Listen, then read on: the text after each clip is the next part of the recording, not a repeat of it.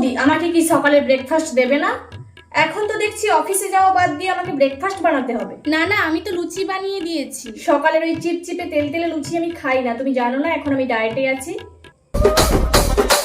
বৌদি, আমি কালকে তোমার এই নতুন শাড়িটা পরবো।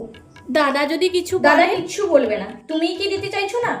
না না, সেটা নয়। মুখটা দেখে মনে হচ্ছিল দিতে চাইছিলে না। ঠিক আছে। বৌদি, তুমি ঘুরতে গিয়ে শর্ট ড্রেসগুলো পরেছিলে? ছবিগুলো দেখছিলাম। কি ছবি রে, দেখি একটু।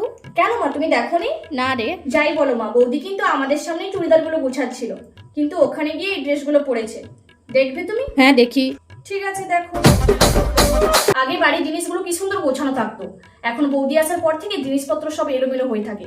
বাড়িতে আমি কাউকে আনতেই পারি না। মা, তুমি কি কিছু বলতে পারো না? বৌদি এত অগোছালো ভাবে কাজকর্ম করে। বৌদি, তুমি কি আমাকে ফেসবুকে আনফ্রেন্ড করে দিয়েছো? সার্চ করছি, তোমাকে খুঁজে পাওয়া যাচ্ছে না। ব্লক করে দিয়েছো নাকি?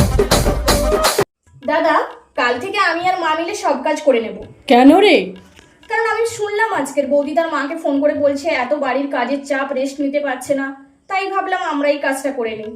যাই বলো বৌদি, যেই বাড়িতে খাচ্ছো, যেই বাড়িতেই আছো, যেই বাড়িতেই ঘুমাচ্ছ, সেই বাড়িরই গুণগান গাইছো।